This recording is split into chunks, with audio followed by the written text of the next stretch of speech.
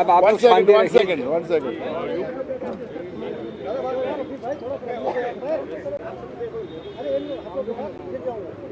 Hold on, hold on. Ready है? आप लोग रेडी है ना? रफीक रेडी है? एक second. Ready, 1 minute. First, Abhishek Manu Singhvi on our behalf, and after that, Javed. Only two of them will speak. After that, if you have any questions, we will answer. We spent about 45 minutes outside talking about the MCC also. You know what MCC is, na? Okay. Modi Code of Conduct. हाँ, so come. Okay now come. आप लोग शांति रखिए। मैं हिंदी और English दोनों में बोलूंगा। 5-5 minute बोलूंगा। एक आदमी बोलेंगे तो दूसरे को कटेगा। आप शांति रखिएगा प्लीज। दोस्तों, आप देख रहे हैं कि मेरे साथ एक बहुत सम्मानित इंडिया अलायंस का डेलीगेशन है।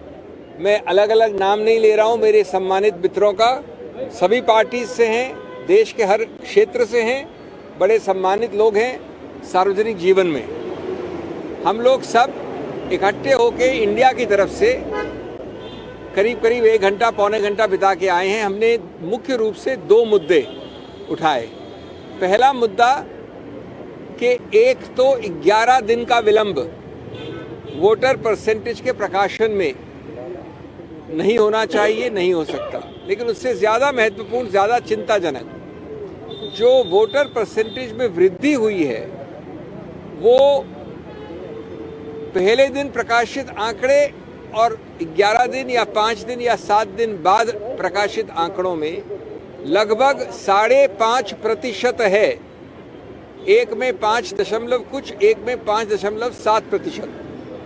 नंबर 1। नंबर 2, अगर आप इसको तुलनात्मक रूप से देखें 2019 के चुनाव में, तो इन्हीं फेजेस में ये आंकड़े जो बदले थे वो लगभग 2, 2.5, 1, 1.25% थे, जो इस बार 5.5 या 5.7% हैं।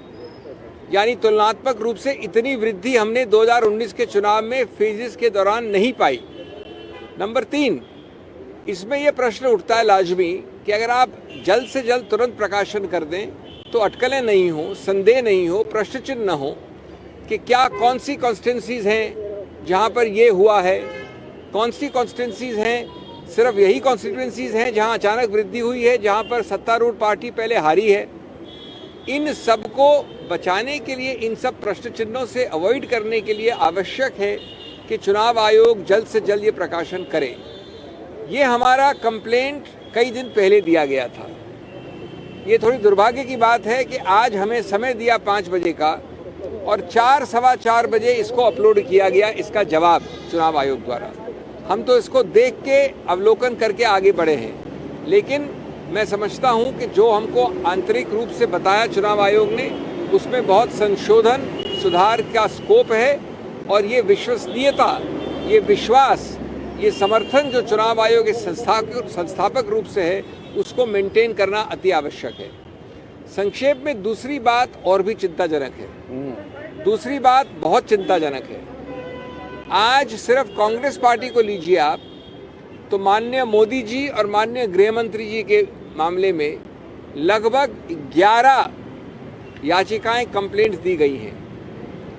ज़्यादातर सब हमने ही, मैं खुद आया हूं कई बार, हमने खुद ने लिखित रूप से दी है, और मेरे जो यहाँ सब मित्र हैं उनकी पार्टियों ने भी दी है।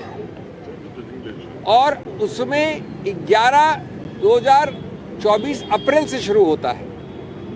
अप्रैल से आज आप आ गए हैं मई तक, और चुनाव खत्म होने वाले हैं 3 हफ्ते बाद।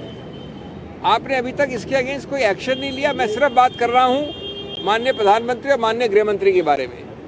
मैंने कहा है, मैं दोहरा रहा हूँ, इस वक्त वो लोग ट्रायल पे बाद में होंगे, चुनाव आयोग ट्रायल पे होगा।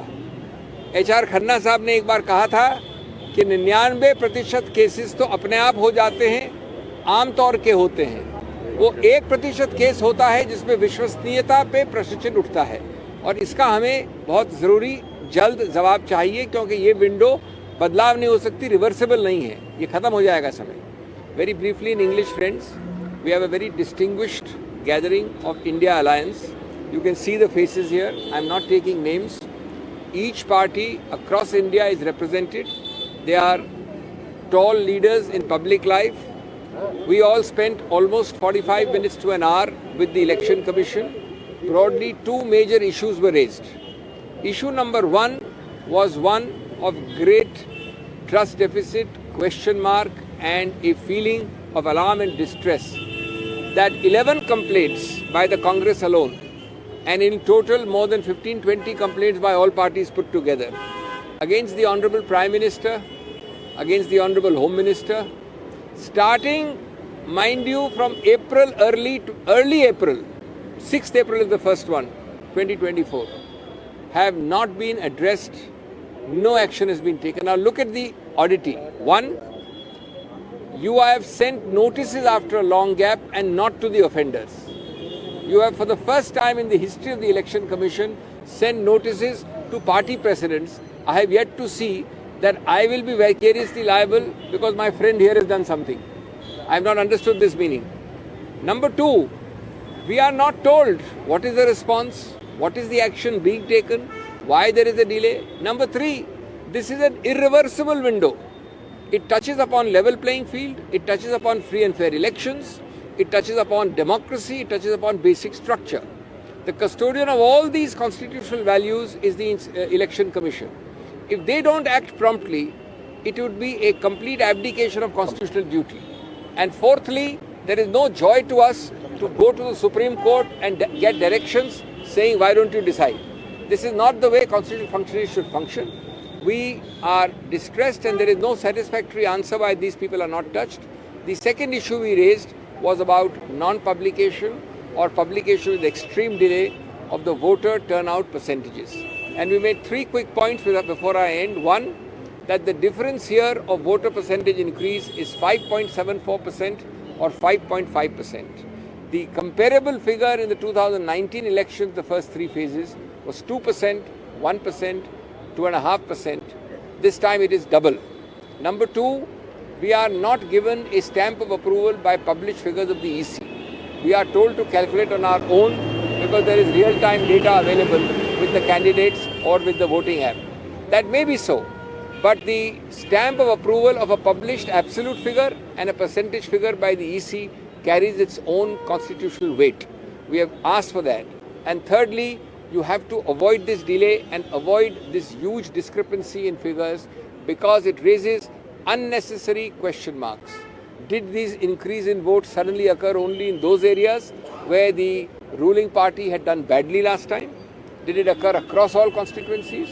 These are all avoidable questions because transparency and promptitude by the EC will solve them immediately. Thank you very much. Javed so just one second एक मिनट एक अलग सा पॉइंट है ये अलग पॉइंट है पिछले कई बैठकों में चुनाव आयोग के साथ हम लोग इस प्रश्न को उठाते आए हैं। एक तरफ तो चुनाव आयोग मतदान का प्रतिशत बढ़ाने के लिए बहुत सारा प्रयास करता है, लेकिन उत्तर प्रदेश के अंदर खास तौर से पुलिस वहां कुछ लोगों को रेड कार्ड जारी करती है और उस रेड कार्ड में ये चेतावनी देती है कि आप बूथ के आसपास नहीं दिखेंगे, आप चुनाव में बाधा उत्पन्न कर सकते हैं। और आपको जानकर ये आश्चर्य होगा कि ये रेड कार्ड्स की संख्या एक लोकसभा क्षेत्र में 10,000 से लेकर के 60-70 हज़ार तक होती है। इससे चुनाव में मतदान का प्रतिशत प्रभावित होता है।